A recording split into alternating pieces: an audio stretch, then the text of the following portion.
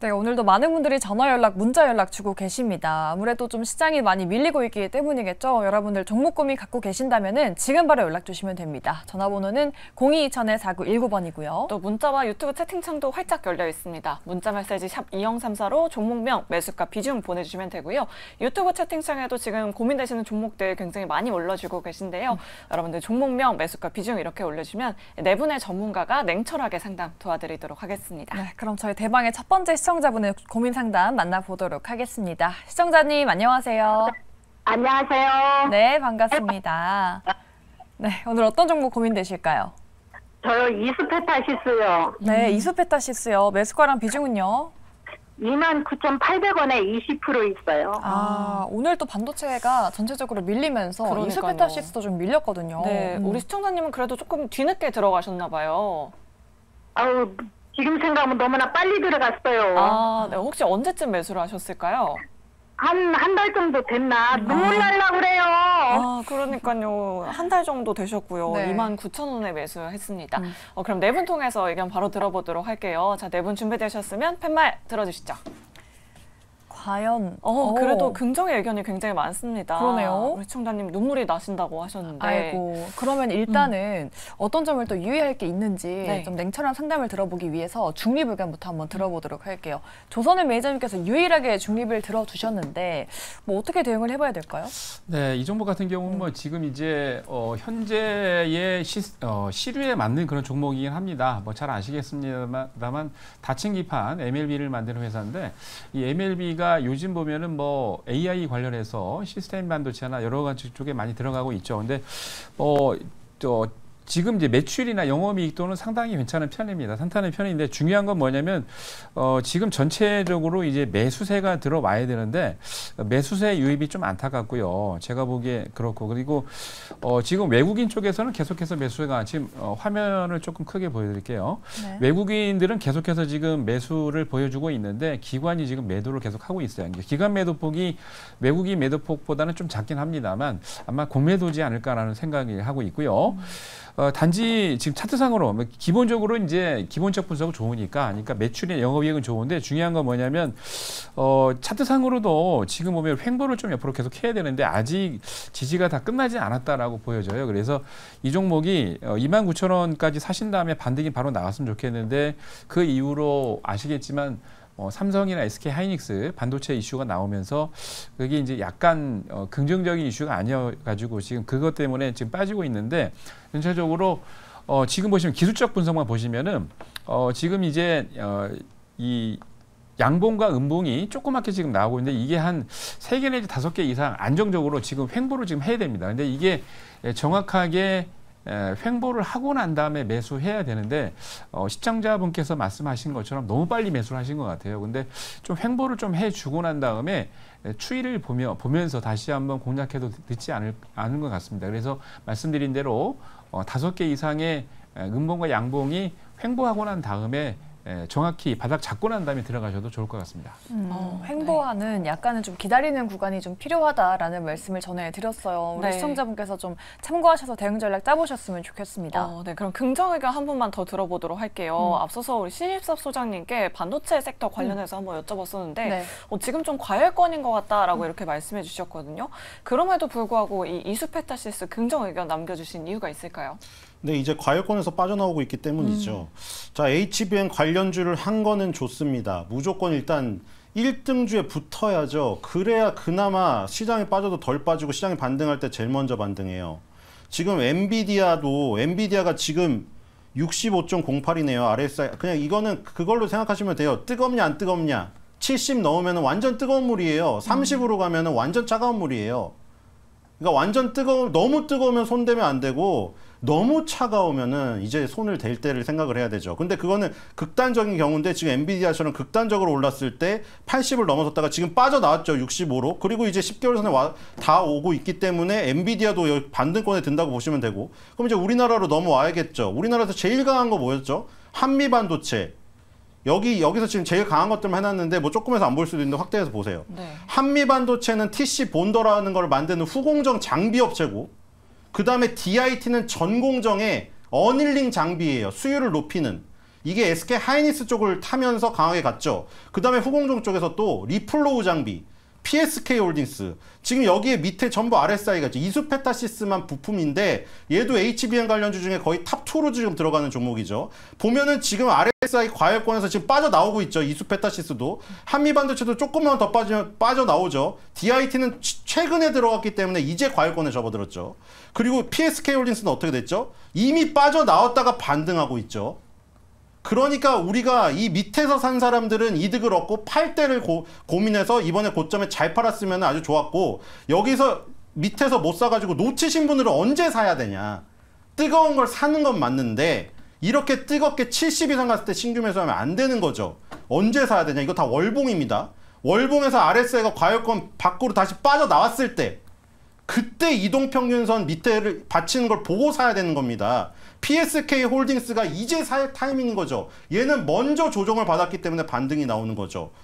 그리고 나서 한미반도체랑 이수페타시스, DIT 이런 쪽은 아직 이격이 많이 벌어진 상태에다가 과열권에서 나오지 않았기 때문에 아직 매수 타이밍이 아니고, 한미반도체랑 DIT는, 이수페타시스는 지금 빠져나오고 있죠.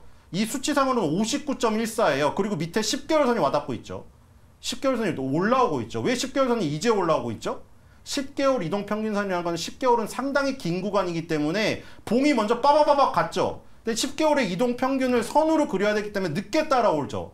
그러니까 처음으로 이제 마주치는 거예요. 뭔 처음으로요? 이렇게 시대를 완전 관통하는 트렌드를 이끈 종목들이 강하게 상승하면서 이격을 벌였다가 처음으로 10개월 선이라는 거를 만났을 때 반등할 가능성이 58,000%예요. 극단적으로 얘기해서. 그렇기 때문에 지금 이수페타시스는 10개월선 근처에, 물론 여기까지 오면 약간 눈물을 더 흘릴 수도 있지만 이제 반등권에 와가고 있다. 오가고 있다 지금. 그렇기 때문에 물론 아까 전에 서두에 분명히 말씀드렸어요. 우리나라는 미국 시장보다 허약하기 때문에 그런 시간적 여유가 미국 시장에 비해서 상당히 없고 짧다는 걸 명심해야 된다고. 그러니까 미국 시장에 한 100을 가져야 우리나라가 70을 갈까 말까니까, 걔네가 80을 가버리면 우리나라는 50을 갈까 말까예요. 그거는 감안을 해야 돼요. 항상 숙명이에요. 그걸 벗어나고 싶다면은 그 어디 뉴스 타이틀에 나오던데 다시 태어나야 돼요. 어쩔 수가 없어요. 그리고 어쨌든 뭐 다시 태어날 수는 없으니 이수페타시스가 지금 이 과열권에서 보조지표가 빠져나오고 있고 10개월 선이 올라오고 있기 때문에, 그리고 3개월 연속 음봉이 나왔잖아요. 그러니까 반등권에 거의 다 왔다고 보시면 될 것 같습니다. 그래서 이제 걱정을 하지 마시고 다시 한번 상승이 일어날 가능성이 높다. 그때는 다시 한번 4만 원 도전에 나서겠죠. 물론 나스닥이랑 필라델피아 반도체 지수, 엔비디아가 받쳐줘야 됩니다. 네, 알겠습니다. 두 분 다 그래도 뭐 업황의 흐름이나 좀 고려해야 될 부분을 정확하게 짚어주셨으니까 잘 참고해 보시면 좋을 것 같아요. 네, 알겠습니다. 그럼 계속해서 다음 시청자님 바로 만나보도록 하겠습니다. 안녕하세요. 안녕하세요. 네, 반갑습니다, 시청자님. 네. 네, 오늘 어떤 종목 고민되셔서 연락 주셨을까요? 네, 셀바스 AI. 셀바스 AI 매수가랑 비중 어떻게 되실까요? 네, 27,000원에 15%요. 2만 원대에 들어가셨고요. 비중은 네. 10%, 15% 정도요. 네. 네, 사실 뭐 AI 관련주 정말 스치기만 해도 올라갔던 때가 엊그제 같은데 그러니까요. 최근에 좀 많이 조정받고 있어요. 네, 그렇다면 어떻게 되냐고 물어보려고 전화했습니다. 추가 매수해도 될지 알겠습니다. 일단은 네 분의 긍정 부정 의견부터 들어보도록 할게요. 셀바스 AI는 어떻게 보시는지 팻말 바로 들어주시죠. 의견이 조금 나뉘어졌습니다. 일단은 비중이 그렇게 적지도 않고 많지도 않으신데 지금 현재가 부근에서 추가 매수를 해도 될지 최재욱 팀장님께 한번 여쭤볼게요. 추가 매수에 대한 의견은 어떠세요? 사실 제가 이제 중립을 들었던 부분들은 셀바스 뭐 이제 AI나 그리고 셀바스 헬스케어나 마찬가지로 산업성의 성장 부분들은 전혀 뭐 저는 의심의 여지가 없다고 생각은 합니다. 그러니까 그만큼 산업이 이제 계속해서 성장하는 부분들은 맞는데 그 안에 이제 AI 쪽에 관련해서 지금 섹터에 대한 흐름이 잡히기에는 다소 저는 지금 시기적인 부분들이 분명히 좀 오래 걸릴 거라고 생각을 하고 있거든요. 그러니까 앞쪽에 지금 AI 훈풍이 들어오면서 한 사이클이 좀 강하게 돌았습니다. 사이클이 강하게 돌면서 대부분의 기업들이 지금 밸류 대비했을 때 전부 다 고평 고평가 영역에 여전히 지금 위치를 해주고 있거든요. 셀바스 AI도 마찬가지로 지금의 주가가 단기간에 낙폭이 나와주긴 했지만 지금의 밸류 환산을 또 대입했을 때도 아직도 좀 고평가 영역이 있습니다. 그리고 지금 트레이딩 관점으로 좀 보게 돼도 주봉상에서는 일단 데드크로스가 단기가 중기를 데드크로스 때리면서 지금 어느 정도 주가가 좀 빠지면서 2주간에 지금 바닥을 잡아주고 있는 모습이지만 지금 월봉상에서도 물론 마찬가지로 21선 부근에서 어느 정도 물량을 소화를 해주고 위로 올라와주고 있는데 사실 지금 일봉상에서 놓고 보면은 아직까지는 조금 더 바닥이 열려 있다고 저는 좀 생각을 하고 있거든요. 그러니까 일단은 아래쪽에 2년선이 좀 강하게 지지는 받아주고 있습니다. 그 라인대가 지금 14,000원대 라인으로 지금 판단을 하고 있는데 일단 지금 부근에서 바닥이 만약에 정확하게 잡혔다 하게 되면은 거래대금이 지금 이 정도만 터지면 안 되거든요. 거래대금이 정확하게 좀 어느 정도 터져줘야 되는데도 불구하고 앞쪽에 낙폭이 빠졌던 부분들과 보합을 유지한 부분들의 거래대금이 거의 일정합니다. 그렇다는 것은 한 차례 지금 부분에서 눈치를 보는 부분들이 일단 유지가 되고 있는 것으로 지금 판단을 하고 있고 여기서 이제 개인들의 물량이 더 나오냐 아니면 개인들의 매수세가 좀 들어와 주냐에 따라 가지고 일단 주가 향방 부분들이 있어 가지고 어느 정도 개인들의 물량을 좀 털어내는 작업들도 저는 좀 들어갈 가능성은 좀 있다고 보고 있거든요. 그렇기 때문에 지금 부분에서는 당장에 좀 추가 매수는 딱히 의미가 없다고 생각을 합니다. 지금도 보게 되면 계속 데드크로스가 나오면서 주가가 좀 빠지고 있는 양상들은 유지가 되고 있는 상황이다 보니까 일단 14,000원대까지 만약 눌림이 나온다고 하게 되면은 저는 여기서 추가 매수를 좀 진행을 할 것 같거든요. 지금 부근에서는 일단은 좀 지켜보신 다음에 일단 1년선을 정확하게 대금이 강하게 터지면서 돌파를 해줘야 됩니다. 그래야만 어느 정도 추세가 전환이 됐다라는 시그널로 우리가 좀 인식을 해보고 거기서부터 좀 타점을 잡고 진입을 해볼 수가 있는데 사실 지금은 어느 정도 거래대금이 터지지가 않고 보합을 유지해준다는 것은 다시 밀릴 가능성도 있다는 부분으로 우리가 판단할 수가 있거든요.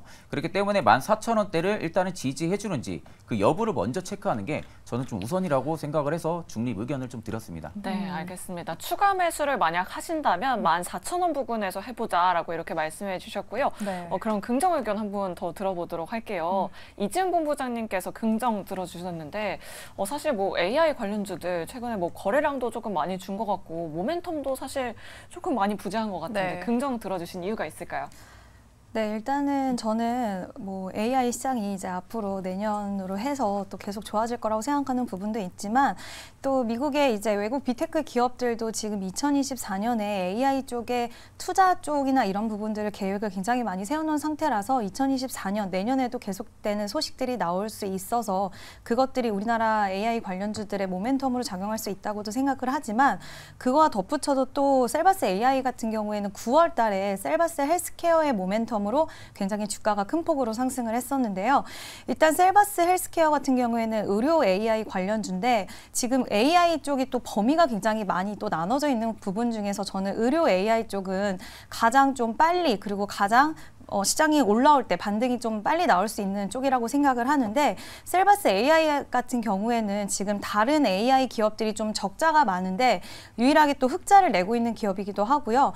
또 계속해서 좋은 소식들이 또 들려오는 기업이기 때문에 셀바스 헬스케어 쪽으로 해서 같이 좀 수혜를 받을 수 있는 기업이기 때문에 AI 쪽에서도 의료 AI 모멘텀 또한 보유를 하고 있어서 그쪽을 좀 매력도가 높다라고 생각을 하고 있고 또 지금 보유하고 계신 매수가가 그렇게 부담스러운 가격대는 아니라고 생각을 하기 때문에 시장이 조금만 안정이 되면 저는 충분히 추가 매수 가능하다라고 생각을 하고 있고요. 일단 주봉상에서도 장기 이평선에 대한 지지를 받고 있고 하기 때문에 시장만 안정이 되면은 추가 매수는 전 가능하다는 의견 드리고 싶습니다. 네. 일단은 뭐 긍정 의견이 우세했고요. 추가 매수도 가능하다라는 의견까지 들어봤습니다. 두 분께서 조금 꼼꼼하게 말씀해 주셨으니까요. 시청자분께서 좀 많이 도움 받아가셨으면 좋겠습니다. 네, 저희 계속해서 종목 고민 상담 이어가고 있는데요. 종목 고민 있으신 분들 주저하지 마시고 지금 바로 이쪽으로 연락 주시면 됩니다. 전화번호 02-2000-4919번이고요. 그리고 문자 번호는 샵 2034, 유튜브 채팅창도 활짝 열어놓고 있겠습니다. 여러분들의 많은 상담 부탁드리도록 할게요. 네, 그럼 계속해서 이제 문자 상담으로 좀 이동해 보도록 하겠습니다. 네. 굉장히 많은 분들이 문자 보내주셨는데 두산 로보틱스를 가지고 계신 시청자분이 계시네요. 7743번 님이십니다. 네. 38,462원에 매수하셨고요. 비중은 30%인데 어떻게 하면 좋을지요? 들고 가도 될지 궁금합니다. 라고 이렇게 문자 보내주셨습니다. 어제 상한가였는데 네. 오늘 다시 음봉을 보였잖아요. 그러니까요. 좀 고민이 많으실 것 같은데 일단은 네 분의 의견부터 들어보도록 할게요. 두산 로보틱스 과연 어떻게 전략을 짜야 할지 팻말 바로 들어주시죠. 의견 네. 나뉘어졌네요. 그러니까요. 일단 어제는 수익권이었고 맞아요. 이제 오늘은 손실로 돌아서서 좀 고민이실 것 같은데 우리 신 소장님은 부정 의견을 들어주셨거든요. 지금 현재가랑 매수가 차이가 크진 않은데 어떻게 좀 대응을 해볼까요? 지금 글쎄요. 두산 로보틱스 뭐 장기적으로는 모르겠으나 일단 몇 번 얘기하지 않았나요? 상장할 때 상장하는 거는 정말 예를 들어서 파도라는 기업 있잖아요. 네. 파도라는 기업도 얼마 전에 상장했잖아요. 반도체 네. 설계하는 기업. 근데 파도라는 기업이 처음에 인지도가 없다 보니까 좋은 인재들을 끌어들이려고 예를 들어 뭐 정말 삼성전자, SK하이닉스에서 스카웃을 받으면 파도를 가겠어요? 파도가 파격적인 거 걸었거든요. 스톡옵션 100원. 그러니까 우리 요즘에 의치한약수라고 죄다 의대 가려고 하잖아요. 네. 서울대 공대 가도 자퇴하고 의대 준비해요. 지방대 의대를.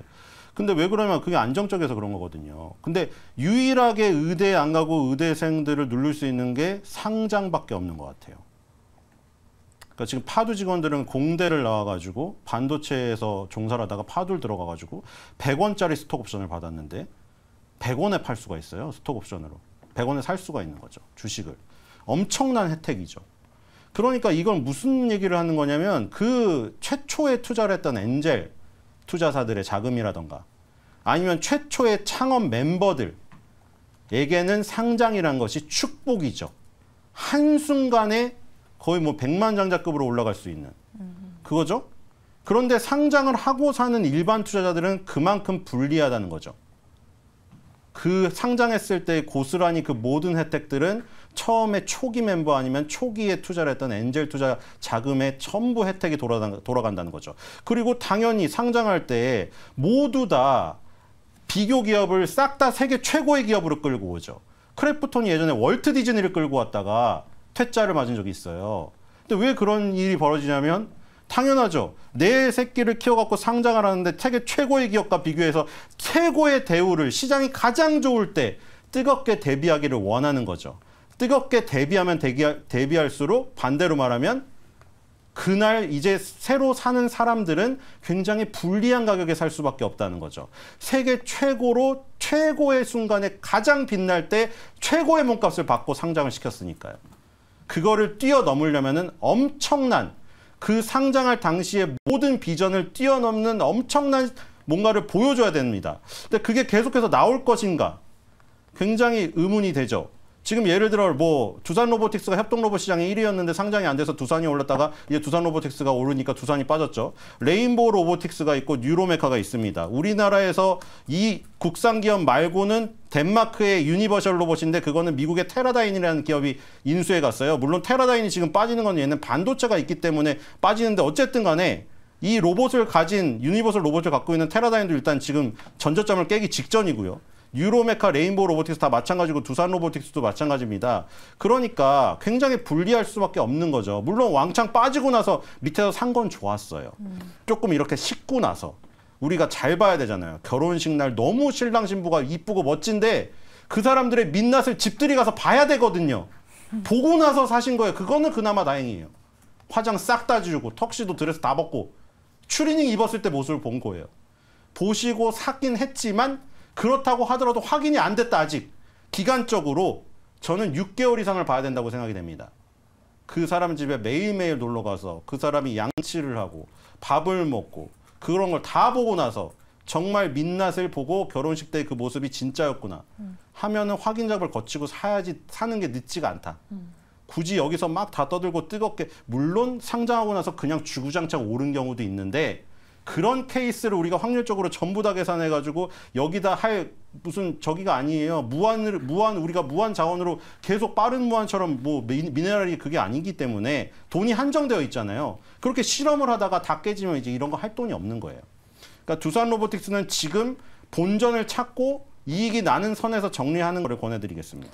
네, 실생활 비유까지 이해가 속속되네요. 네, 신규 상장주는 한 6개월 정도 뒤에 접근하는 게 좋을 것 같다라고 이렇게 말씀해 주셨는데 네. 반면에 조선일 매니저님은 긍정 의견을 남겨주셨습니다. 기사를 보니까 다음 달에 보호예수 물량이 좀 해제된다 이런 기사도 있더라고요. 그럼에도 불구하고 좀 상승할 수 있는 모멘텀이 남아 있는 걸까요? 단기적으로는 강하게 엄청나게 수익이 날 거라고 보고 있지는 않습니다. 네. 방금 이제 소장님이 말씀하신 것처럼 이제 좀 참고하시면 좋을 것 같고요.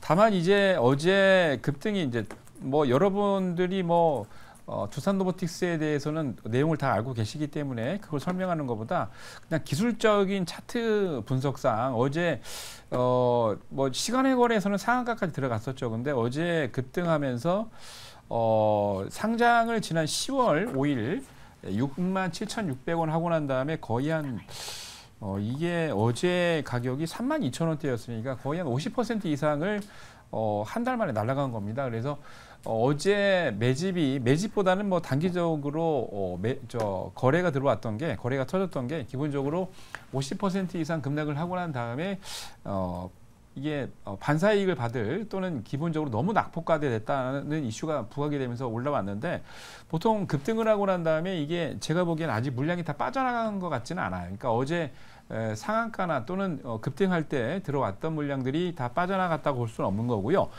기본적으로 급등 패턴에서 지금 보시면은 차트가 상승을 하고 난 다음에 절반 이상 조정을 하는데 매물대 같은 경우는 여기서 찾아볼 수 없죠. 다 매물대이기 때문에. 근데 기본적으로 횡보를 절반 정도 오늘도 지금 보니까 한 3분의 한 1 정도 이렇게 조정을 했죠. 근데 절반 정도 밑으로 빠지지 않는다면 단기적으로는 충분히 그 어제 고점까지는 충분히 이상 돌파할 수 있습니다. 그러니까 비중을 30% 이상 실었다는 얘기는 어제 그 이슈 때문에 많이 들어오신 것 같은데 급등이 나오거나 반등이 나올 때 좀 비중을 좀 줄이시는 게 좋을 것 같고요. 제가 보기엔 질문하신 내용을 보니까 중장기 투자는 아니신 것 같아요. 그러면은 말씀드린 대로 어제 고점 이후 어제인지 몸통의 절반 이상만 유지를 해주고 난다면 분명히 한번 반등 시점이 나옵니다. 그러면 그때 비중을 좀 많이 줄여주시기 바랍니다. 네, 알겠습니다. 이렇게 두 분의 부정과 긍정 의견 들어봤습니다. 시청자분께서 잘 조합하셔서 대응 전략을 좀 잘 만들어 보셨으면 좋겠습니다. 네. 저희 다음 문자 상담으로 이어가 보도록 할게요. 7346님이 보내주셨는데 주식 참 힘드네요. 네. 이유 폴라리스 세원을 갖고 계십니다. 매수가가 2,260원이고 비중은 10%라고 하십니다. 좀 상한가 갔다가 조정받았다가 약간의 맞아요. 변동성이 있는 종목이에요. 좀 급등락이 심한 것 같은데 뭐 폴라리스 관련해서도 네. 이슈가 굉장히 많았었잖아요. 맞아요. 그럼 네 분 통해서 의견 바로 들어보도록 할게요. 자, 네 분 준비되셨으면 팻말 들어주시죠. 네. 세 분의 부정 의견이 좀 우세합니다. 네, 그럼 일단은 부정부터 들어보도록 할게요. 최준욱 팀장님, 이게 약간 테마성이 좀 붙은 종목인 것 같은데 어떻게 대응을 해봐야 돼요? 일단 지금 상황에서 폴라리스 오피스가 일단은 조금 더 단기 상승 모멘텀이 저는 좀 클 거라고 생각을 하고 있고 네. 폴라리스 세원은 일단 아직 자동차 섹터 쪽에 대한 성격도 매우 큰 종목입니다. 그러다 보니까 사실 전방 산업에 대한 둔화 현상이라든지 지금처럼 지정학적 리스크가 계속 불거지게 되면은 사실적으로 지금 자동차 섹터라든지 뭐 반도체라든지 2차 전지 쪽이라든지 올라갈 수 있는 딱히 모멘텀이 아직은 별도 재료가 나오지 않는 이상은 없다고 생각을 하고 있거든요. 그러니까 전일 같은 경우도 강한 시세를 내보내면서 결국 상승을 해줬지만 또다시 밑으로 밀립니다. 그러니까 실질적으로 지금 구간에서는 물량이 나간다기보다는 완전히 박스권을 지금 잡아주면서 바닥을 한번 잡으려는 움직임이 저는 좀 나와줄 거라고 생각을 하고 있거든요. 그러니까 물론 폴라리스 세원이 그렇게 또 안 좋은 기업은 또 아니라고 저는 좀 생각은 하고 있습니다. 다만 워낙 시가총액이 낮고 유통 물량수가 낮다 보니까 순식간에 어느 정도의 거래 대금이 좀 실리게 되면 주가 변동성이 굉장히 크게 나타납니다. 그러면 결국 개인들 입장에서는 변동성이 굉장히 크다 보니까 위아래로 대응을 적절하게 못하게 되면 또 물리는 경우들이 나올 수도 있는 부분들이고요.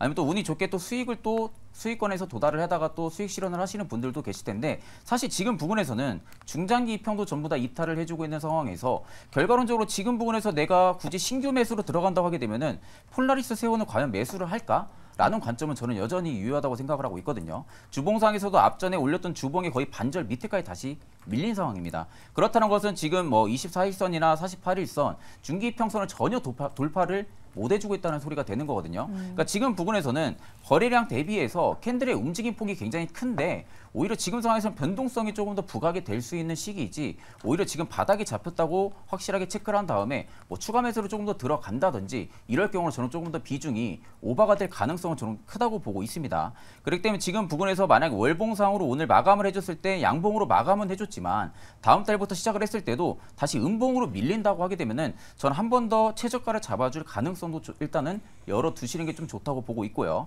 만약에 지금 부분에서 지지가 명확하게 나와준다고 하게 되면은 일단 1620원 이탈 안 하는지를 체크를 해야 됩니다. 1620원을 다음 주부터 만약에 이탈을 안 한다. 그리고 플라시세원이 지금 부근에서 계속 바닥을 잡으려는 움직임이 보인다고 하게 되면은 일단 바닥 박스권이 형성이 되면서 박스권 고점을 돌파해주는 흐름이 들어와줘야 됩니다. 그렇기 때문에 지금 부근에서는 좀 분할 매수 대응은 가능하겠지만 사실 1620원을 이탈한다고 하게 되면은 저는 일단 안 보는 게 맞다고 생각을 하고 있습니다.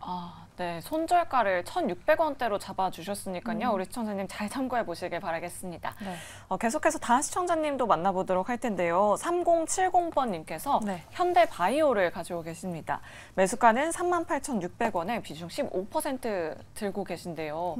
사실 최근에 조금 올라오다가 오늘 시장에서도 큰 폭의 하락세를 보여줬습니다. 네, 최근에 들어가신 건지 아니면 네. 오래전에 들어가셨다가 매도 그러니까요. 타이밍 놓치신 건지 궁금하긴 한데 일단은 네 분의 의견부터 바로 들어보도록 할게요. 현대바이오는 어떻게 바라봐야 되는지 네 분 팻말 바로 들어주시죠. 이번에는 네. 부정 한 분 그리고 긍정 세 분이 나왔습니다. 그래도 그럼- 긍정이 우세한 상황이네요. 네, 그럼 이재훈 본부장님께 한번 여쭤보도록 할게요. 네. 최근에 5거래 연속 굉장히 큰 폭으로 상승을 해줬거든요. 오늘 하락의 이유가 뭐고 그리고 현대바이오 우리 시청자님 계속 들고 가면 수익 좀 챙겨가실 수 있을까요? 네, 일단은 현대바이오 같은 경우에는 지금 외국인의 매수세도 꾸준하게 들어오고 있고 지금 시장 대비해서 굉장히 강하게 상승 탄력을 유지를 해줬거든요. 네. 근데 오늘 같은 하락은 일단 단기성 굉장히 급등이 계속 나오다 보니까 단기 매물이 좀 출회가 됐다라고 보이는데 그럼에도 불구하고 추세적으로 그렇게 큰 무너짐이나 이런 거는 없었다라고 판단할 수 있을 것 같습니다. 일단은 아랫꼬리를 달아주고 오늘 시장 굉장히 많이 빠졌는데도 불구하고 또 반등의 흐름이 나왔기 때문에 지금 시청자분이 가지고 계신 매수가까지는 충분히 그 이상의 수익은 나올 수 있다라고 생각을 하고요. 다시 한번 전고점을 돌파하는 그런 흐름에 좀 도전이 나올 수 있다라고 생각을 합니다. 대신 시장이 그렇게 많이 밀리지 않은 선에서는 저는 충분히 매수가까지는 당연히 올 수 있다라고 생각을 하고요.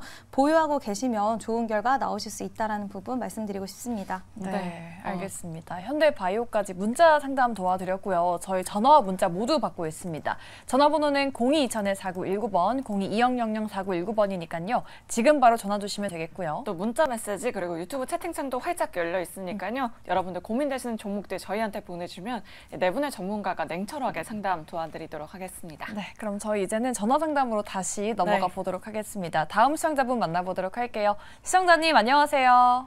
네, 네, 안녕하세요. 오늘 어떤 종목 들고 계세요? HD 현대건설기계요. HD 현대건설기계 매수가랑 비중은요? 65,000원에 30%예요. 65,000원에 30%요. 최근에 계속 밀려서 걱정이 많이 되실 것 같아요, 시청자님. 네, 그때 네. 하루에도 14% 급락이 나왔었던 네. 적이 있는데 그때도 아마 버티셨을 것 같아요. 네 분 통해서 의견 바로 들어보도록 하겠습니다. 자, 네 분 준비되셨으면 팻말 들어주시죠. 현대건설기계는 반으로 나뉘어졌습니다. 그러니까요. 비중도 조금 높으시고 네. 우리 시청자분 또 목소리 기운이 없으신데 맞아요. 일단은 신 소장님의 긍정 의견을 들어볼게요. 좀만 버티면 매수가까지는 올 수 있을까요, 소장님? 네, 지금 뭐 기계주들 같은 경우에는 뭐 저기랑은 틀립니다. 2차 전지나 로봇 같은 주식이랑은 틀려요. 뭐냐면 똑같이 떨어져도 이 지금 기계 업종은 뭐 올라가지도 않았습니다. 지금 예를 들어서 지금 뭐 두산 밥캣도 많이 빠지고 있는데 이거는 사실 우리나라에 있어서 이만큼 빠지는 거라고밖에는 설명할 수가 없습니다. 밥캣은 원래 미국 회사인데 지금 예를 들어서 캐터필러라든가 디어가 그만큼 조정을 받고 있는가? 지금 미국은 아까 전에 지금 중국 앵커님이 처음에 얘기하실 때 뭐 중국은 지금 뭐 PMI가 낮게 나와서 걱정이라고 하잖아요. 네. 미국은 PMI 높게 나와서 걱정이죠. 맞아요. 이게 뭡니까 도대체 그러면?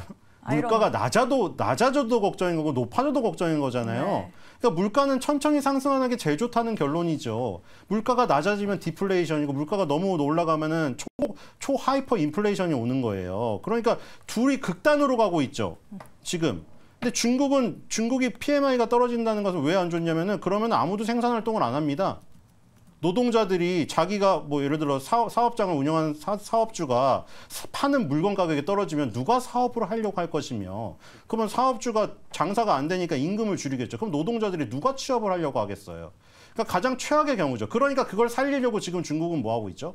중국은 코로나 봉쇄를 제일 늦게 풀었잖아요. 얘는 유동성 장세도 오지가 않았어요, 중국은. 그러니까 중국은 유동성 장세가 이제 올 거예요. 막 지급준비율 풀고 막 대출 무슨 막 해주면서 사회 초년생들한테 부동산 그 무슨 그룹 뭐였죠? 그룹 막 무너진다고 하는데도 그냥 계속 저기 해주고 연장해주고 막 지금 풀려고 하고 있잖아요. 그러니까 이제 중국의 어떤 건설 경기가 이제 살아나겠죠. 유동성을 뿌리니까. 그러니까 미국 같은 경우는 이제 다시 유동성을 축소하는 과정이니까 캐터필러나 디어가 조금 줄면서 두산마켓이 영향이 있었다고 칩시다. 그 두산마켓은 그리고 우리나라에 창작력이 있으니까 더 많이 빠졌다고 치자고요. HD 현대건설기계랑 HD 현대 두산인프라코어는 두산마켓이랑은 다르게 중국 경기에 조금 더 영향이 커요. 두산마켓보다는. 그런데 이제 둘 다 같이 세 개가 다 빠진 거잖아요, 지금. 그러니까 얘네는 지금 아직 중국의 경기가 회복되는 게 안 보여서 빠진 거고 두산마켓은 미국이 지금 뭐 PMI가 높게 나오고 이래가지고 너무 뜨거워가지고 오히려 경기가 너무 뜨거워가지고 파월이 줄이려고 하다 보니까 저기가 죽는 거예요. 어쨌든 의미는 틀리지만 기계업종의 세 개가 다 빠지고 있지만 세 개 다 나쁘지가 않아요. 그러니까 왜 나쁘지가 않냐? 미국은 경기가 너무 좋아가지고 속도를 졸이려고 하는 거죠. 경기가 너무 좋다니까요, 지금. 실적이 너무 좋게 나오고 있어요. 다 어닝 서프라이즈가 나오고 있단 말이에요, 지금. 실적 장세로 넘어가는 거니까 넘어가고 있는데 과열권이라 조금 줄인 거에서 지금 반락이 나오는 거니 두산마켓도 좋고 중국은 HD 현대건설기계나 HD 두산인프라코어는 중국 경기가 아직 유동성의 온기가 아직 불어 닥치지 않아서 지금 빠진 거예요. 근데 그러는 사이에 또 어디를 뚫어놨죠, 우리가? 중동을 뚫어놨잖아요, 지금. 네옴시티나 이런 거에 이미 납품을 했어요, 현대건설기계가. 네. 그러니까 중국만 살아나면은 지금 빠진 폭 저거는 되돌림이 나올 가능성이 큰 거죠. 그러니까 지금 기죽은 목소리 내지 마시고 그냥 소리치면서 기다리시면 될 것 같습니다. 네, 건설 기계 업종은 이제 중동 쪽 모멘텀을 보면 좋을 것 같다라고 이렇게 말씀해 주셨습니다.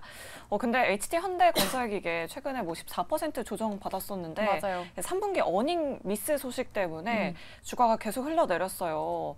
최준욱 팀장님이 부정 의견 들어주셨는데 3분기 실적뿐만 아니라 뭐 내년 실적까지 안 좋을 것 같다 이런 의미이실까요, 팀장님? 저는 뭐 실적이 안 좋을 것이다라는 부분들이 부정을 들었던 부분들은 아니고요. 네. 일단 지금 현 시점에서 내가 기술적 관점을 도입을 했을 때 굳이 HD 현대건설 기계에 지금 이 정도 비중이 들어가 있는데 굳이 다른 종목에 대한 부분들을 좀 투자 전략을 잡는다든지 이런 부분들이 아니라 현 시점에서 굳이 HD 현대건설 기계를 건들 이유가 없다고 해서 저는 부정 의견을 좀 들었던 부분들입니다. 그러니까 물론 이제 앞서서 소장님 말씀하신 것처럼 HD 현대건설 기계 같은 경우는 현재 시장에서는 중국 쪽에 대한 여파가 굉장히 좀 크게 움직이는 또 종목 중에 하나거든요. 최근에 뭐 중동 쪽에 대한 인프라 투자 부분들의 이야기가 속속 나와주고는 있기는 하지만 실질적으로 지금은 기대 모멘텀이 일단 심어진 상황에서 숫자가 찍히는 부분들은 이후에 좀 지켜봐야 되는 부분들인데 사실 지금 같은 경기 부근에서도 실적은 생각보다 잘 나와주고 있는 상황이거든요. 그럼에도 불구하고 지금 계속 주가가 밀리는 부분들은 중국 경기에 대한 부분들의 위태감, 그러니까 이제 우려감 때문에 지금 주가가 조금 더 매물이 쏟아지는 겁니다. 근데 반대로 지금 개인들 같은 경우 계속해서 바닥에서 매수로 지금 유입을 시켜주고 있는 상황인데 실질적으로 지금 기관, 외국인들이 다시금 또 매도세로 지금 계속 전향을 해주면서 연속적인 줄매도를 계속 해주고 있거든요. 네. 그렇다는 것은 일부 기존에 가지고 있던 물량들이 있어서 지금은 좀 차익을 보는 구간이라고 저는 생각을 합니다. 이미 추세도 전부 다 무너질 대로 다 무너진 상황이다 보니까 일단 지금 단기선이 2년선까지 만약에 데드크로스가 나기 전에 지금은 마감을 해줬는데 다음 주에 만약에 데드크로스가 나온다 하게 되면은 저는 저점을 한 번 더 잡아줄 가능성이 높다고 보고 있거든요. 그렇다는 것은 일단 확실하게 저점이 잡히는 것을 저는 좀 체크를 한 다음에 그때 좀 분할로 어느 정도 비중을 확대를 한다든지 이런 대응을 할 거라고 저는 생각을 하고 있지 사실 지금 부분에서는 일단 가지고 있는 비중을 줄인다기보다는 일단 현대건설 기계 자체는 모멘텀은 굉장히 좋습니다. 기업적인 펀더멘탈 부분들도 굉장히 좋고요. 그렇기 때문에 일단 비중은 그대로 유지를 하면서 저는 일단 바닥에 잡히는 것을 먼저 체크를 한 다음에 그 다음에 오히려 내가 추가 매수로 10% 정도 비중을 더 들어간다든지 이런 부분을 평단을 조금 더 낮추는 그런 전략을 잡을 거라고 생각을 하고 있지 지금 부분에서 지금 최저가 잡았으니까 이제는 기술적인 반등, V자 반등이 나와줄 것이다 라는 그런 의견들 때문에 오히려 지금 매수를 진행하게 되면은 한 번 더 지하실 볼 수도 있다고 저는 생각을 하고 있습니다. 네. 조금 더 내려가면 추가 매수에 낮아보자라고 이렇게 말씀해 주셨습니다. 긍정과 부정 의견 참고하셔서 우리 시청자님 힘내시길 바라보도록 할게요. 네, HD 현대건설기계 상담 도와드렸고요. 다음 시청자분도 바로 만나보도록 할게요. 시청자님 안녕하세요. 네, 안녕하세요. 네, 반갑습니다. 오늘 어떤 종목 들고 계실까요? 모습이 4.7변에 20%예요. 모비스요. 네, 네, 초전도체 테마 관련주로 좀 들어가신 거죠? 네. 네. 수익권이시네요. 그러니까요. 네, 어제 샀거든요. 어제 아침에. 어제 들어가셨는데 아. 오늘 13% 맞아요. 급등이 나와서 그래도 처음으로 네. 저희 주상전화 저희 개편 이후로 네. 수익 나신 분이 연락을 주신 것 같습니다. 네. 어떤 부분이 혹시 고민되셔서 연락 주셨을까요, 시청자님? 매일 파악하는지 어쩌는지 네, 지금 매도를 해야 하는지 고민되셔서 연락 주셨습니다. 네. 조금 윗꼬리가 달려서 걱정이 조금 되실 것 같긴 해요. 네. 그럼 네 분 통해서 의견 바로 들어보도록 하겠습니다. 자, 네 분 준비되셨으면 팻말 들어주시죠. 모비스는 과연 의견이 반으로 네. 나뉘어졌네요. 그러면 이준 본부장님께 일단 부정 의견 먼저 들어보도록 할게요. 네. 사실 뭐 오늘 중입자 모멘텀도 있었고 그동안 초전도체 모멘텀도 맞아요. 있었고 핫했죠. 그러니까요. 참 핫했던 종목이긴 한데 우리 시청자님 좀 지금 매도하고 나오시는 게 좋을까요? 제가 편말을 반대로 들어가지고 네. 사실 모비스가 그냥 긍정 의견 잠깐 그냥 짧게 네. 그냥 말씀을 드리면 최근에 자기사체 이제 100억에 대한 조기 상환 이슈도 있었고 핵융합 에너지에 대해서 좀 긍정적인 얘기들이 많이 나오고 있어요. 그래서 관련된 종목들 이 종목이 초전도체로 지금 최근에 시장에서 많이 또 이슈가 됐었는데 핵융합 관련 종목으로 또 굉장히 모멘텀을 갖고 있는데 그쪽 시장이 앞으로에 대한 이런 기대감이나 이런 부분들이 실리면서 관련주들이 또 흐름이 그렇게 나쁘지 않거든요. 그래서 저는 모비스 지금 추세도 시장 대비해서 굉장히 잘 또 가고 있기 때문에 충분히 보유하고 더 보셔도 된다라고 생각을 하고요. 욕심을 부리시면 6,500원까지도 추가적인 탄력 나올 수 있을 것 같고 네. 거래량이라든지 추세적인 부분 이런 부분들이 저는 지금 시장과 반대로 굉장히 탄력적인 부분들을 보이고 있기 때문에 긍정 의견을 드렸어야 되는데 제가 편말을 잘못 보고 긍정 의견을 드리고 싶습니다. 그래도 네. 긍정이시라고 합니다. 수익권이신데 더 수익 볼 수 있다라는 의견까지 말씀드렸습니다. 네. 그런데 한 분께서는 부정을 들어주셨는데 네. 그러면 뭐 지금 이제 수익을 좀 보고 나오셔야 된다라는 의견이신지 매니저님. 저는 네.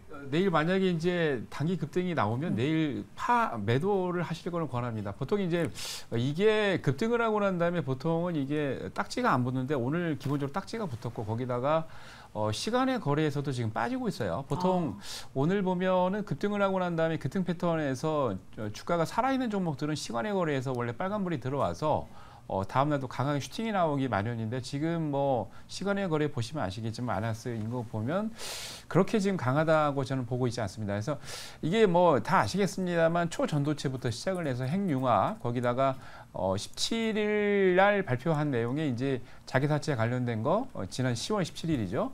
100억을 조기 상환하겠다는 이슈 때문에 상한가를 갖고 이렇게 했었는데 지금 이슈가 뭐 여러 가지 숨겨 있는 것도 많긴 합니다만 중요한 거는 뭐 기본적인 건 다 노출됐기 때문에 차트상에서의 움직임인데요. 기계상 말씀드린 대로 내일 만약에 이제 반등이 나온다면 매도하셔서 수익을 챙기시는 게 좋을 것 같습니다.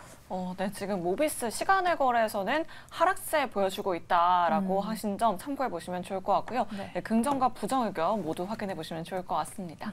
자, 그럼 계속해서 다음 시청자님 바로 만나보도록 하겠습니다. 안녕하세요. 네, 안녕하세요. 네, 반갑습니다, 시청자님. 오늘 어떤 종목 고민되셔서 연락 주셨을까요? 네, 대부 시스터즈요. 대부 시스터즈. 매수가랑 비중 어떻게 되실까요? 네, 매수가는요. 56,730원이고요. 10%입니다. 조금 오래 기다리셨네요, 시청자님. 네네. 그럼 지금 나와야 될지 혹시가 고민이신 거죠? 네네. 우리 알겠습니다. 시청자님 보면 한 3만 원대도 기다리신 것 같아요. 맞으시죠, 시청자님? 네네.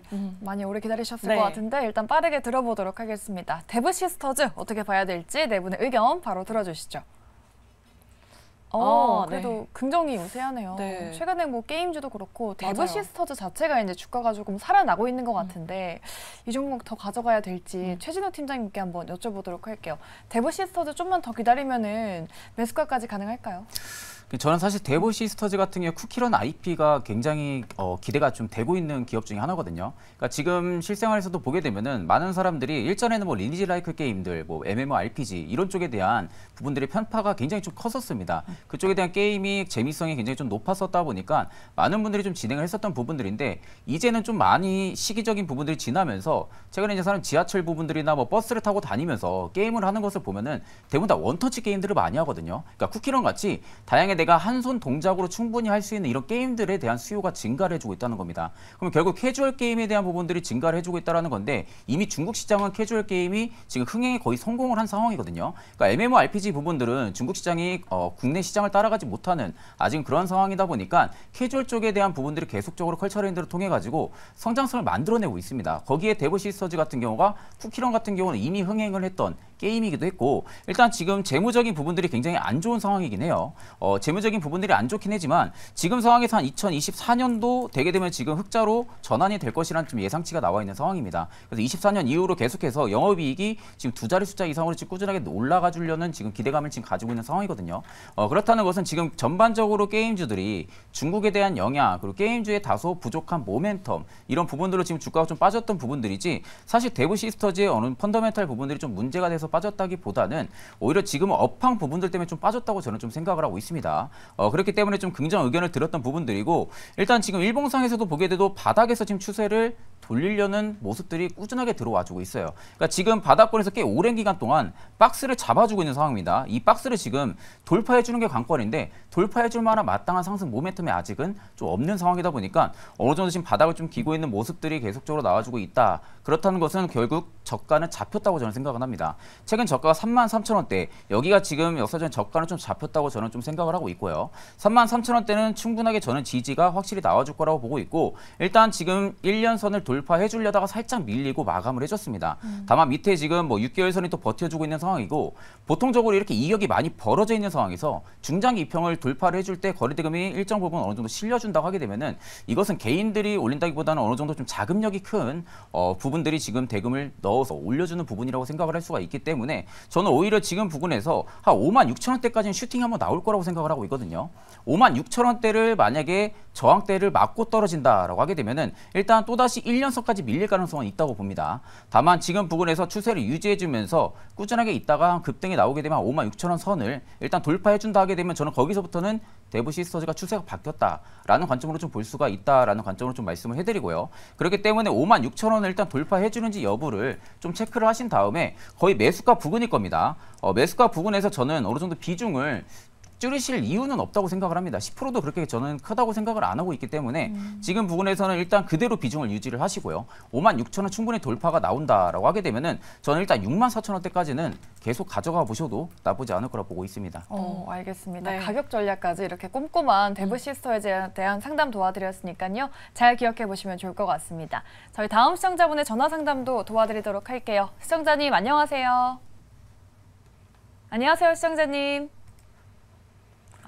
네, 시청자님 전화를 끊으셨나 봅니다. SK에 대한 상담이셨는데요. 네. 비중이 무려 90%셔서 이게 비중 확대를 하신 건지가 궁금했는데 그러니까요. 19만 8,000원대죠. 네, 19만 8,000원에 비중 90%를 가지고 계신데요. 네. 그럼 네 분 통해서 바로 의견 들어보도록 하겠습니다. 사실 지금 나오고 있는 기사를 보니까 뭐 자사주 매입에 대한 이슈도 있더라고요. 네. 과연 내일 시장에서 조금 더 가져가 봐야 될지 자, 네 분 준비되셨으면 팬물 들어주시죠. SK 과연 네, 아쉽게 부정 의견이 조금 우세하네요. 그럼 신혜서 소장님께 한번 여쭤보도록 하겠습니다. 아무래도 비중이 너무 높죠, 소장님. 네. 일단 뭐 지주회사기 때문에 그 자식들이 자식 농사를 잘 지어서 자식들이 잘 돼야죠. 부모니까요. 근데 지금 SK의 계열사주 중에 뭐 잘 나가는 게 단 한 개도 없습니다. 지금 SK 이노베이션은 뭐 어떻게 말해야 되나요? 제일 안 좋죠. 지금 테슬라가 가격을 인하했을 때 소비자들은 환호하잖아요. 네. 근데 우리가 언론에서는 맨날 이제 소비자들이 우린 다 소비자니까요. 주주이자 소비자이겠죠. 근데 여기서 잘 생각해야 될 게 소비자로서의 기쁜 거랑 주주로서 기쁜 거랑은 완전 반대라는 거죠. 농심이 새우깡 가격을 인하하면은 소비자는 좋죠. 근데 농심의 주주는요, 안 좋아요. 테슬라의 소비자는 좋죠. 가격을 인하한다는데 테슬라의 주주는요, 안 좋아요. 테슬라가 가격을 내리면 누구한테 압박을 하겠나요? 배터리 회사들이요. 그러니까 배터리 회사가 LG 에너지 솔루션이니 SK 이노베이션이니 삼성 SDI니 다 폭락을 하는 것이고 이것은 뭐 어떻게 할 수가 없죠. 테슬라가 전기차에서 제일 많은 비중을 차지하니까요. 어쩔 수가 없고 테슬라가 가격을 인하해 버린다? 그러면은 나머지들은 인하를 안 하고 버틸까요? 1등이 인하를 하는데 그러니까 지금 가격의 압박 때문에 떨어질 수밖에 없는 것이고 SK텔레콤은 뭐 없잖아요. 지금 신사업이 잘 되는 게 하나도 없고 인크로스도 마찬가지죠. SK텔레콤 가입자들 대상으로 해가지고 TDL이라고 문자로 그 쏘는 거 있잖아요. 그거 안 됐어요. 그리고 인크로스랑 지금 뭐 에코마케팅 같은 이런 회사들 있죠. 최근에 등장을 한 옛날에는 제일기획이나 오리콤 같은 이런 회사들이 광고회사의 전형이었는데 인크로스나 에코마케팅 같은 그룹들이 들어오면서 마케팅계의 변화를 이끌었잖아요. 지금 에코마케팅이나 인크로스의 주가는 지금 정말 처참한 수준입니다. 땅굴을 지금 다 파고 있고요.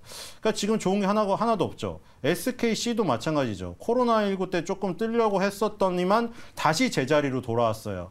지금 제약바이오도 별 볼 일이 없는 것이고 지금 제대로 된 게 하나도 없어요. SK그룹 자회사 중에. 그러니까 지금 2020년 저점을 붕괴시키고 내려가고 있죠. 2020년 3월 달 무슨 일이 있었나요? 생각지도 못한 코로나19라는 게 터져가지고 우한시장에서 우한 폐렴이 터졌던 그 시기. 그 시기에 종가를 이탈했습니다. 지금. 그 시절에 2020년 3월 달에 종가가 16만 7,500원이거든요. 지금 14만 2,000원입니다. 그러니까 바꿔 말하면 뭐죠? 코로나19라는 게 몇십 년 만에 한 번 나타나는 우리가 뜻하지 않은 거의 뭐 다른 걸로 따지면 9.11 테러라던가 2008년 세계 금융위기 같은 블랙스완이잖아요. 검은 백조가 태어난 건데 검은 백조가 태어났을 때보다 주가가 안 좋다는 거는 그 상황보다 더 안 좋다는 거죠, 지금. 그러니까 이거는 굉장히 심각한 겁니다, 지금. 이렇게 되면. 10년, 20년 만에 터졌던 그런 블랙스완 우리가 대응할 수 없는 수준의 그런 변수 때보다 주가가 안 좋다는 거는 지금 상황 자체가 아주 좋지가 않다는 거예요. 이렇게 돼버리면은 뭐 밑에 라인이 다 깨졌기 때문에 왜냐면 이 라인이 너무 중요한 라인이에요. 2011년에 고점이었고 쭉 그어보시면 나오죠. 2011년에 고점이었고 2014년에 그 고점을 돌파하면서 상승이 나왔고 2020년 때도 종가로 위로 올려놨던 게 바로 2011년의 고점이었습니다. 그 자리가 깨졌잖아요. 그러면 밑단까지 가야겠죠. 밑단까지. 여기까지 너무 심하다고 하더라도 이 중간선까지 간다고만 하더라도 12만 원도 지금 가시화가 된다고 보시면 될 것 같습니다. SK 좀 비중도 높으시고 마음이 많이 아프실 것 같은데 우리 시청자분께서 조금 전략을 참고하시면서 대응해 보셨으면 좋겠어요. 전화 상담은 여기까지 하도록 하고요. 문자로 넘어가 보도록 할게요. HL 만도에 대한 상담을 보내주신 분인데 매수가가 42,000원에 비중은 100%라고 합니다. 좋은 회사라 믿고 모았는데 답답하다라고 하시네요. 그러니까요. 비중이 100%. 최근에 이 주가 차트를 보면 네. 계속 밀리고 있고 오늘도 3% 넘게 하락하는 그러니까요. 모습 보여줬는데 그럼 네 분 통해서 의견 바로 들어보도록 하겠습니다. 자, 네 분 준비되셨으면 펜발 들어주시죠. 네. 긍정과 부정 의견이 좀 나뉘었네요. 네. 사실 뭐 실적이 조금 안 좋다 이런 뉴스들이 계속해서 나오고 있더라고요. 그럼 긍정 의견 남겨주신 조선희 매니저님께 한번 여쭤보도록 하겠습니다. 우리 시청자님 갑갑하시다는데 네. 좀 시원한 상담 부탁드릴게요. 네. 너무 이제 주가가 계속해서 지금 한없이 떨어져서 좀 마음이 좀 안타까운데요. 지난 그 작년 4분기 때는 HL만도가 이제 적자를 기록을 했습니다만 턴어라운드 하면서 금년부터는 실적을 동반해서 조금 올라가고 있습니다. 전체적인 내용을 잠깐 좀 보죠.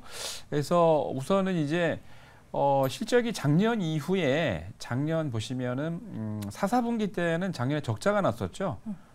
적자가 났었는데 그 이후에 지금 금년 1, 4분기 때부터 매출도 1조 9천. 그러니까 전체적으로 좀 많이 떨어지긴 했어요. 근데 전반적인 부류가 지금 턴어라운드 되면서 실적도 좋아지고 있는 상태입니다. 거기다가 다만 이제 좀 아쉬운 게 이게 실적이 동반되면서 왜냐하면 HL만도가 거의 다 아시겠습니다만 기아차나 현대차에 들어가기 때문에 매출이 안 좋을 수가 없는 거죠. 많은 분들이 자동차 부분을 내년부터는 이제 좀 안 좋게 보는 부정적으로 보는 분들이 많은데 저는 개인적으로는 내년 상반기까지는 상당히 자동차 업종군들이 좋을 거로 예상을 하고 있습니다.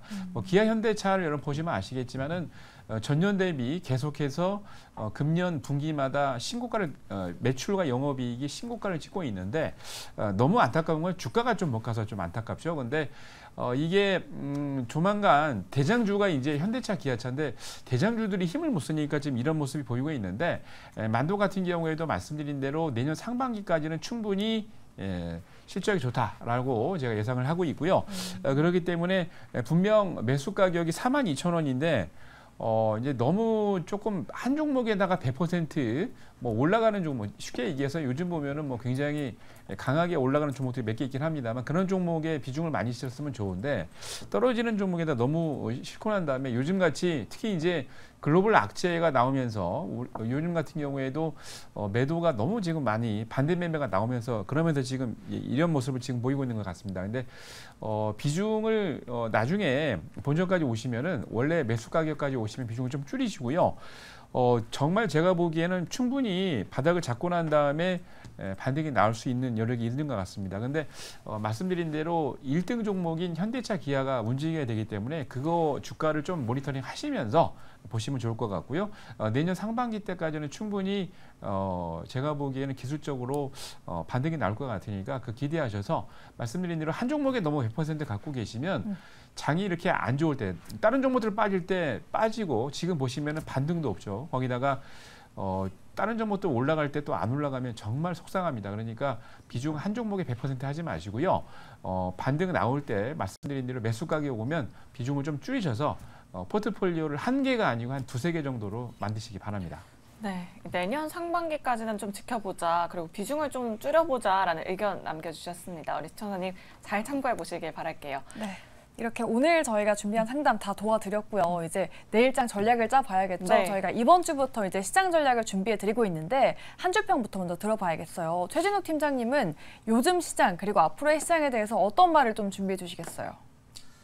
일단 지금 시장 같은 경우는 기다려야 된다고 저는 좀 생각을 하고 있습니다. 기다려야 한다. 네, 뭐 지금은 이제 섣부르게 매매를 진행을 할 구간이 저는 좀 아니라고 생각을 하고 있거든요. 그러니까 이게 내가 지금 시장이 지금 코스피만 놓고 보면은 PBR이 1배 수준이 되지가 않습니다. 한 0.8배 정도가 되고 있는 수준인데 물론 이제 그렇게 대입을 하게 되면은 굉장히 저평가가 많습니다. 그만큼 시장이 과도하게 좀 많이 빠졌기 때문에 지금 부분이 바닥이다 생각하고 매수를 할 수 있다라고 생각은 하지만 일단 신용 잔고가 조금 더 빠져야 된다고 저는 또 생각을 하고 있거든요. 그러니까 그렇다는 것은 결국 반대매매 물량들이 조금 더 나와줘야 된다는 부분들이고 이게 특정 종목들에 있어가지고 반대매매 물량까지 같이 쏟아지게 되면은 내가 어느 종목에서 어떻게 매수를 들어갔는데 그 종목이 반대매매가 또 쏟아질 수 있는 부분들이죠. 그러니까 지금 또 11월에 대형 이벤트들도 앞두고 있는 상황입니다. 그렇기 때문에 일단 지금 부분에서는 시장이 정확하게 바닥에 잡혔다고 저는 좀 생각을 하고 있는 상황은 아니다 보니까 지금 부분에서 뭐 PBR 수치로 대입을 했을 때 1배 수준이 안 되기 때문에 지금이 바닥이다라고 생각을 하게 되면은 일단 거기에서 또 매를 또 한 번 맞을 수도 있다. 그렇기 때문에 지금은 일단 정확한 수치, 정확한 결과 데이터를 놓고 본 다음에 매수를 진행을 해야 됩니다. 아직은 지정학적 리스크 부분도 많이 불거져 있는 상황이고요. 그만큼 시장을 올릴 만한 마땅한 모멘텀이 없는 상황이거든요.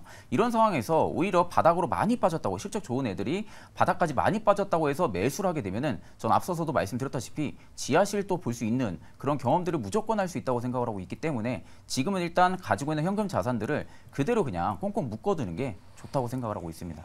네. 지금은 현금을 확보해야 할 때라고 이렇게 말씀해 주셨는데 그럼 최진욱 팀장님 그럼 조금 더 추가적인 코스피 지수 하락도 염두에 둬야 한다 이런 의견이실까요? 네, 일단 지금 상황에서 저는 코스피 지수도 일단 상황에서는 놓고 봐야 됩니다. 더 빠진다고 저는 보고 있거든요. 지금부터 못해도 70포인트까지는 열려 있다고 보고 있습니다. 저는 바닥까지는. 그러니까 70포인트가 보통 더 빠진다는 것은 코스피 지수가 거의 이제 1포인트 정도 빠지게 되면 종목들에 대입을 했을 때는 보통 체감들이 한 마이너스 3%, 5% 정도 빠지거든요. 그러면 지금 70포인트 정도가 더 빠진다고 하게 되면은 결국에 뭐 엄청나게 빠진다는 부분들이죠. 네. 그러니까 지금 바닥을 만약에 열어둔다고 하게 되면 저는 거기 70포인트까지 조금 더 열어둔다고 저는 생각은 하고 있지만 물론 여기까지 안 가는 게 제일 베스트죠. 근데 만약에 지금 시장에서 오를 만한 모멘텀이 만약에 계속적으로 부재를 한다. 그럴 경우는 저는 연말까지 계속적으로 시장이 일단은 좀 빠질 가능성이 좀 있다고 보고 있는 상황입니다. 네, 알겠습니다. 조금 보수적인 말씀해 주셨는데 이렇게 되면 다른 분들의 의견도 궁금하거든요. 네. 이지은 본부장님은 어떻게 한 줄 전략을 좀 내려주시겠어요? 저는 이제 가끔은 관망할 수 있는 그 자세가 승리를 하는 것이다라는 의견을 좀 드리고 싶은데요. 비슷하네요. 네, 일단 많은 분들이 이제 시장이 되고 또 옆에 있는 사람은 비중 확대도 하는 것 같고 손절도 하는 것 같고 신규 매수도 하는 것 같고 그래서 나는 왜 아무것도 안 하고 손을 놓고 있지라고 생각을 해서 더 불안해하시는 분들도 꽤 많이 계신 것 같더라고요. 지금 시장 빠지는 게 너무 장기화가 되다 보니까요. 근데 저도 일단은 좀 관망하는 게 낫다라고 생각하는 부분은 지금 시장 매크로 마크로적인 환경이 너무나 불확실성하고 전쟁 리스크라든지 지금 좋은 부분보다는 악재가 너무 많이 쏟아지는 상황이고요. 어떠한 지표 결과가 나온다 하더라도 항상 오히려 안 좋은 쪽으로 해석하는 의견들이 나오는 이런 상황 속에서 괜히 비중 확대라든지 신규 매수라든지 이런 부분들은 저는 조금은 좀 손을 묶어두자라는 이야기 좀 드리고 싶고요. 시장이 반등을 하면 그때는 정말 많은 기회들이 펼쳐지기 때문에 지금 당장은 좀 힘드시더라도 일단은 관망하는 게 오히려 나는 이 장세에서 이기는 거다라는 생각으로 마인드 컨트롤을 하신 다음에 기회가 왔을 때 모든 것을 다 이겨내겠다는 생각으로 조금 좀 관망하는 자세 그리고 좀 이겨내고 인내하는 자세로 시장을 임하시는 게 훨씬 더 이득이다라는 말씀 드리고 싶습니다. 두 분 의견이 비슷하네요. 그러니까요. 관망을 하면서 기회를 노려보자라는 전략이었습니다. 네, 그럼 신일서 소장님의 한 줄 평도 들어보도록 하겠습니다. 소장님 어떤 의견 내려주실까요? 네, 나오나요? I'm very K 증시다. 아, 네, 이게 바로 K 증시입니다. 네. 외국인 여러분들 한국에 놀러 오셔서 김밥 떡볶이만 맛보지 마시고요. 네. K 증시의 매운맛을 한번 봐보세요. 다른 눈으로 우리나라를 보실 수 있을 거예요. 자, 어쨌든 뭐 어쩔 수가 없죠. 아까 전에 제가 다시 태어나야 되는 게 어떤 기자님이 그 기사에 쓰신 거예요. 다시 태어나야 되나 K 증시 어쩌고 기사가 하나 있더라고요. 네. 또 뭐 어쩔 수가 없죠. 워렌 버핏이 될 수가 없으니까. 이래서 워렌 버핏 할아버지가 귀화를 안 하시는 겁니다. 만약에 그 우리나라 시장이 다 그렇게 먹을 수 있었으면 워렌 버핏 할아버지가 귀화해가지고 우리나라 시장도 다 먹었겠죠. 근데 지금 어쨌든 간에 뭐 그런 건 어쩔 수가 없는 것이고 지금 세계 증시의 흐름은 이제는 반등권에 접어들었기 때문에 여기서 만약 주식 파시잖아요. 올라갈 때 주식 없습니다.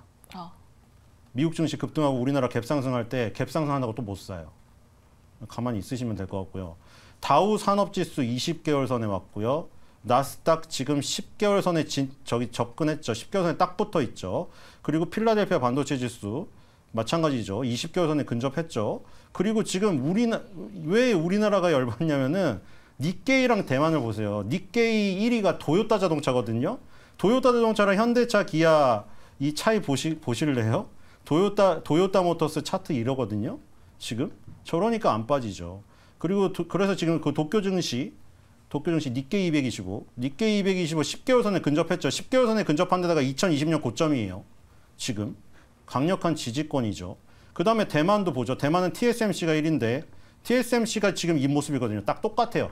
대만의 TSMC 시가총액 비중 자체가 워낙에 크기 때문에 얘도 지금 10개월 선이죠. 월봉에서 지금 전부 다 10개월 선 아니면 20개월 선이죠. 전부 다. 대만, 니케이, 뭐 이스라엘은 창피해서 안 보여드릴게요.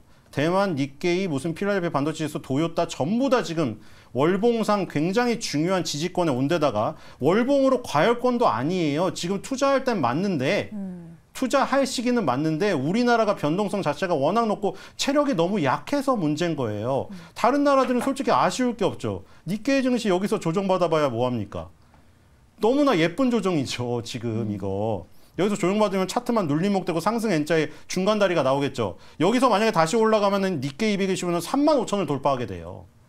그렇기 때문에 우리나라에서 뭐 K 증시의 매운맛 때문에 좀 짜증이 날지언정 어쨌든 간에 세계 증시가 지금 다 반등권에 이르렀기 때문에 여기서 갑자기 나갔다가 저점을 다시 잡아서 산다고요? 정말 어려운 일입니다, 이거.